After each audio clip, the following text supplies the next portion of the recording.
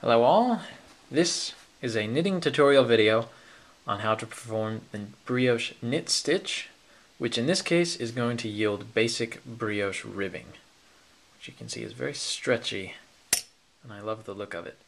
So let's get right to it.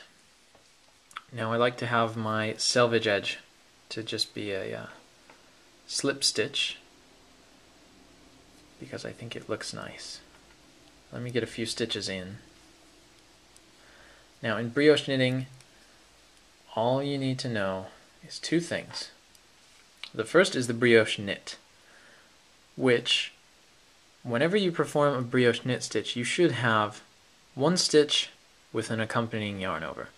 If you don't have a yarn over the top of the stitch, you might be doing something wrong. All you do is insert the right needle into both the stitch and the yarn over and knit them together, like so. And the stitch after that is always going to be by itself. And so you're going to give it a yarn over of its own.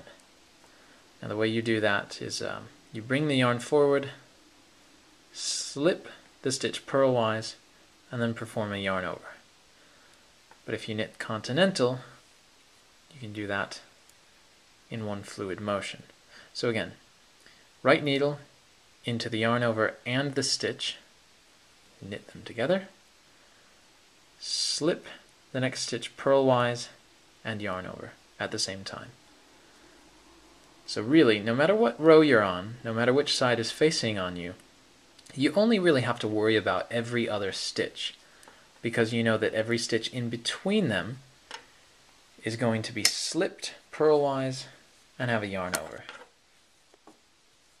No matter what, unless you're doing a particular kind of stitch, but in that case you probably know already. But when you're just doing this, always look for those yarn overs in between every stitch you work. So again, when you get to the other side of your work, because it is reversible, look at this. Every stitch that you slipped and performed a yarn over on should look familiar, because those are the ones you're going to be knitting together with the yarn over. And all of those stitches that you knit together with the yarn overs, those are the ones by themselves, and you'll be slipping and giving them another yarn over. So every stitch you slip, those are the stitches that you'll be working on the other side of the work. And you just keep going in the same manner. Yarn forward, slip one, yarn over, brioche knit. Yarn forward, slip one, yarn over, brioche knit. The same two procedures every row, no matter what side. And you should end up with something like this, which is reversible, very thick, and thus very warm, perfect for a scarf.